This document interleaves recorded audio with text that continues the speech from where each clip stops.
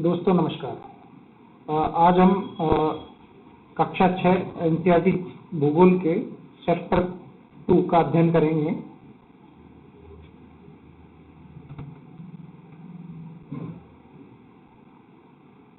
Globe, अक्षांश एवं देशांतर। जैसा कि आप लोग जानते हैं कि पृथ्वी की जो आकृति है वो गोल ना होकर गोलाभ है। इसे इंग्लिश में जियोइड बोलते हैं, हिंदी में गोलाभ या भूआभ बोलते हैं। इसमें पृथ्वी जो है वो अक्ष, अपनी जो अक्ष के अक्ष है उस पर 23.5 डिग्री की उस पर झुकी हुई।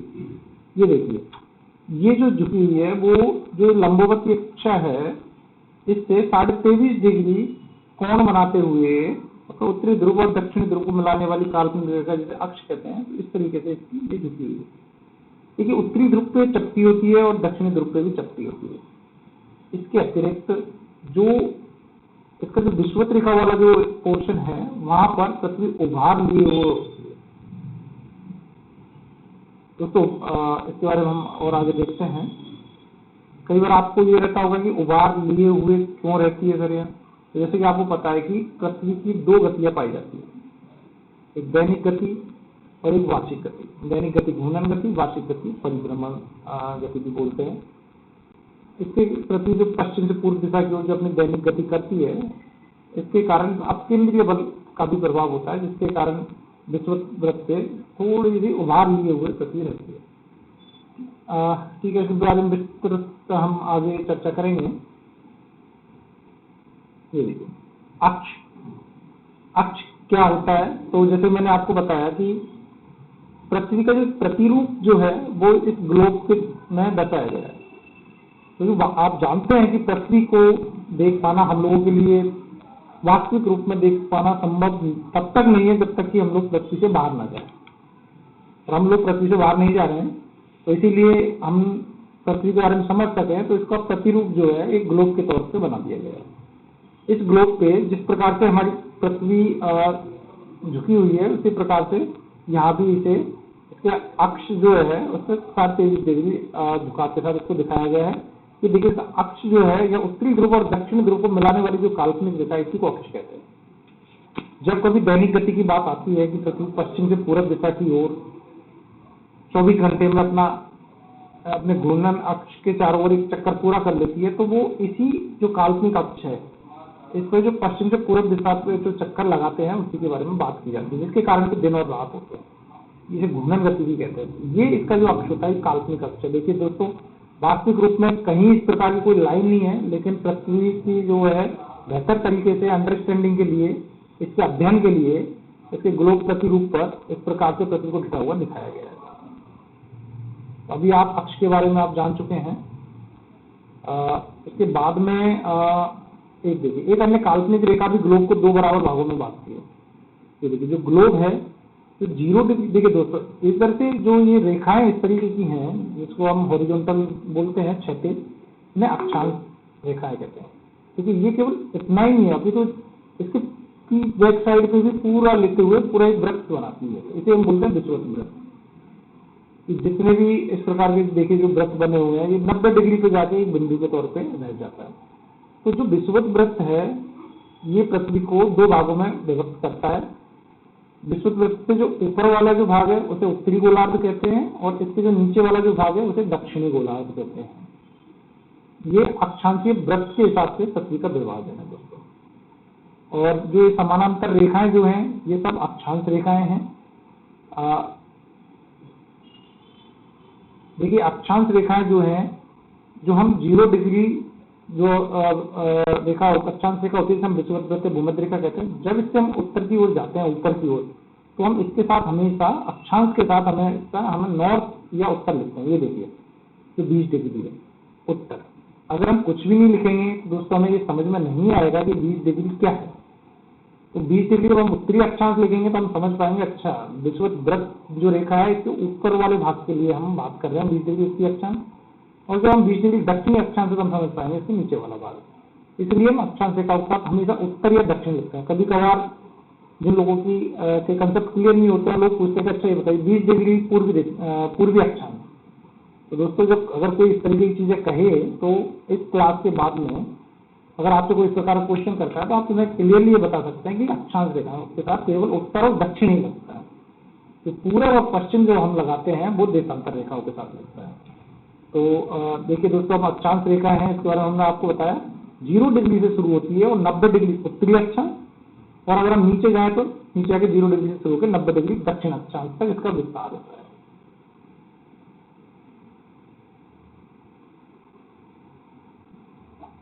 और हम जो महत्वपूर्ण रेखाओं की बात करें तो जिस प्रकार से 0 डिग्री को रेखा है उसके बारे में बताया गया है कि इसे हम विषुवत वृत्त कहते हैं, भूमध्य रेखा भी कहते हैं दोस्तों। इसके अतिरिक्त जो कर्क रेखा है वो 23.5 डिग्री उत्तरी अक्षांश है। इसके बाद में 66.5 डिग्री जो उत्तरी अक्षांश है इसे उत्तरी ध्रुव वृत्त या आर्कटिक वृत्त भी कहते हैं। और जो हमारा 90 डिग्री उत्तरी अक्षांश है इसे उत्तरी ध्रुव भी कहते हैं। इसी प्रकार से अगर हम नीचे जाते हैं तो ये देखिए 23.5 डिग्री दक्षिणी ये है, इसे हम अक्षांश को मकर रेखा कहते हैं। 66.5 डिग्री दक्षिणी अक्षांश को हम दक्षिणी ध्रुव वृत्त या अंटार्कटिक वृत्त कहते हैं। और जो 90 डिग्री दक्षिणी अक्षांश है उसको हम दक्षिणी ध्रुव कहते हैं। देखिए दोस्तों, मैंने जैसे आपको बताया कि अगर हम केवल ये बोले हैं, बहुत सी बार सवाल पूछते हैं कि भारत से मध्य मुख कौन सी रेखा जाती है, तो कुछ स्टूडेंट बोलते हैं 23.5 डिग्री। अब वो यही इतना कह के ही रुक जाते हैं, जबकि उन्हें बोलना चाहिए 23.5 डिग्री उत्तरी अक्षांश, ताकि ये क्लियर रहे कि 0 डिग्री के ऊपर की ओर जो 23.5 डिग्री है उसकी बात चल रही है कर्क रेखा की। अगर आप 23.5 डिग्री बोलेंगे तो 23.5 डिग्री तो कर्क रेखा के साथ भी है और 23.5 डिग्री तो मकर रेखा के साथ भी है। तो आप जो है जब भी आप बोले अक्षांश के बारे में उत्तरी और दक्षिण लगा के ही बात करें। तो ठीक है दोस्तों, ये हमारी कुछ महत्वपूर्ण अक्षांश थे। अब हम जो ताप कटिबंध जो लिखे हुए हैं, देखिए जो कर्क रेखा और जो मकर रेखा के जो बीच का भाग है इसे उष्ण कटिबंध कहते हैं। क्यों कहते हैं? तो इसका कारण है क्योंकि हमारे जो सूर्य की जो गति होती है वो कर्क और मकर रेखा के बीच में ही, इसकी जो सीधी किरण है वो इनके बीच में ही पड़ती है। समझ रहे हैं? कर्क, जैसे कि आपको पता है कि जैसे जैसे हमारे गर्मी का समय होता है तो सूर्य उत्तरायण करते हुए कर्क रेखा पे इधर आ जाता है, फिर उसके बाद अब पुनः विषुवत वृत्त पे आता है और सर्दी के टाइम पे मकर रेखा की ओर बढ़ जाता है। तो आप समझ रहे, वो इससे आगे नहीं बढ़ता है।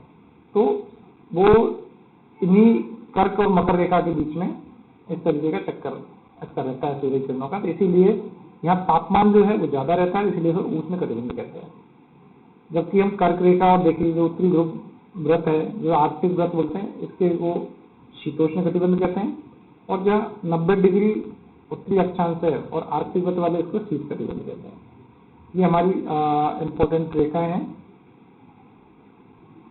अक्षांश रेखा के बारे में हमने बात की। देखिए ताप कटिबंध है, जैसे कि हमने बोला कर्क रेखा और मकर रेखा के बीच के सभी अक्षांश पर सूर्य वर्ष में एक बार दोपहर में सिर से ठीक ऊपर होता है, इसलिए इसे उष्ण कटिबंध कहते हैं। और शीतोष्ण कटिबंध जैसे हमने बोल दिया, शीत कटिबंध और उष्ण कटिबंध के बीच का जो भाग है उसे शीतोष्ण कटिबंध कहते हैं। अब देखिए दोस्तों, अक्षांश के बाद में आता है देशांतर।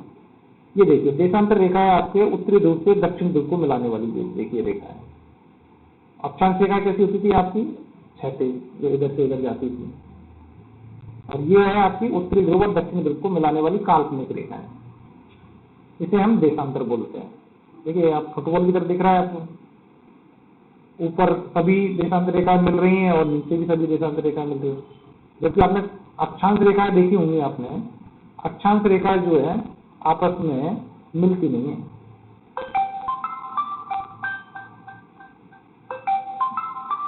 अक्षांश रेखा जो है आपस में मिलती नहीं है और दो अक्षांश रेखाओं के बीच दूरी हमेशा समान बनी रहती है। जबकि देशांतर रेखाओं के संबंध में ये कथन सत्य नहीं है। देशांतर रेखाएं जो है उनके बीच की दूरी को फिक्स नहीं रहती है, सर्वाधिक दूरी इनके विषुवत वृत्त के यहाँ रहती है। इसके बाद में उत्तरी ध्रुव दक्षिण ध्रुव के वहां जाके ये आपस में मिल जाती है।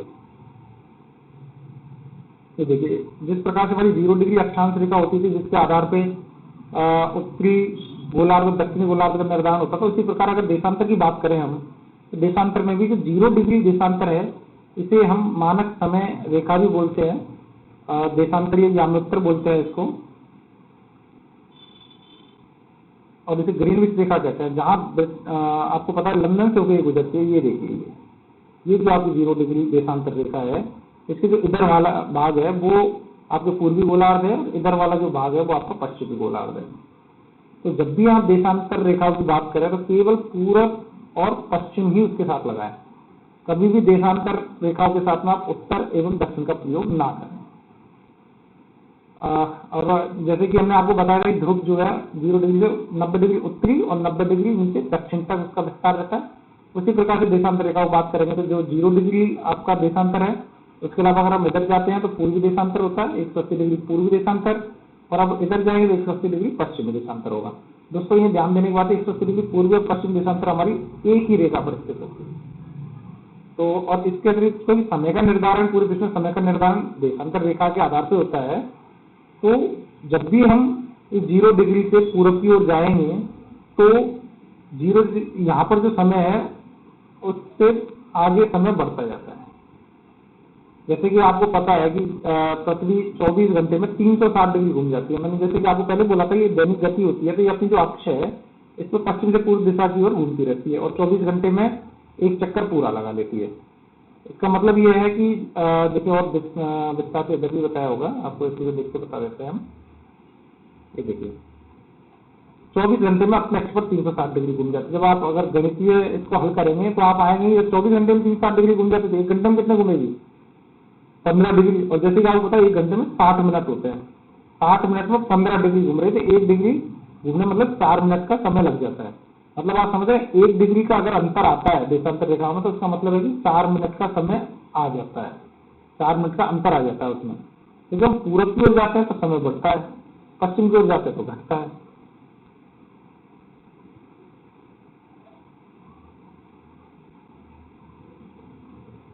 ये देखिए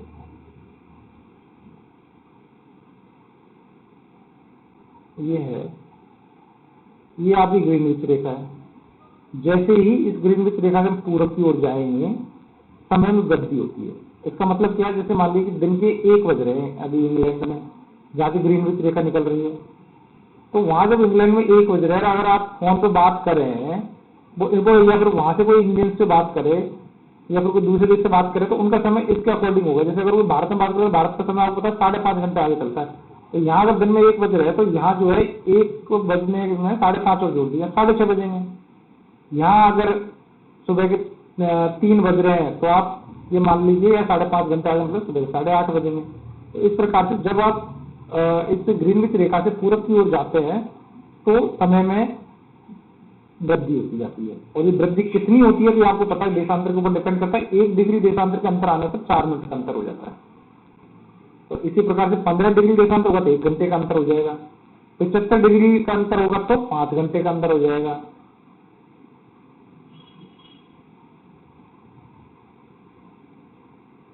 इसी प्रकार आपको पता है कि भारत की जो मानक समय रेखा वो 82.5 डिग्री से 75 प्लस 7.5, तो 75 5 घंटे हो गए, 7.5 से आधा घंटा होगा तो आपका भारत कुल मिला के 5.5 घंटे ग्रीनविच वाले समय से आगे चलता है। तो आप समझ गए दोस्तों, देशांतर रेखाओं अति महत्वपूर्ण है क्योंकि पूरे विश्व में समय का निर्धारण जो है वो देशांतर रेखाओं के आधार पर ही होता है, जिस प्रकार से ताप कटिबंध का निर्धारण अक्षांश रेखाओं के आधार पर होता है।